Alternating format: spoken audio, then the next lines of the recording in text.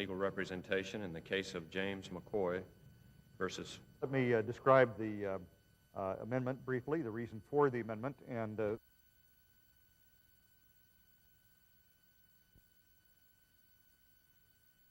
discretionary spending rises at the rate of inflation, 2.5%, the discretionary outlays. First is that we have on the books in every year the will decline in a steady fashion going forward throughout the budget window of 2014, and indeed for the years past 2011, the budget will be roughly in balance in our projections. Now, over the 10-year horizon, there's a cumulative deficit of $1.9 trillion. Over the first 5 years, that deficit's $1.4 trillion.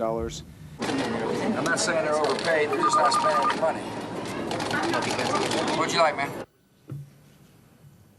Now, why should we do this? Because by paying down the debt, these new surpluses put us in a position to achieve something that would have seemed unimaginable in 1993. As this chart shows, we can now pay down the debt completely by 2012, a year earlier than we projected just 4 months ago.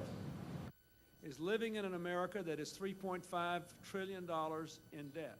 Staff may have that number. He probably did something on that as part of our larger analyses. I don't know the number in my head. We've had the greatest deterioration in the budget outside of a war in American history. The single biggest factor has been these big tax cuts. The second biggest factor has actually been that the estimators all now say, we guessed wrong 3 years ago. Our assumptions on the economy and on how many revenues the economy generates were too optimistic. And thirdly, major new expenses primarily for defense, the war on terrorism, and homeland security.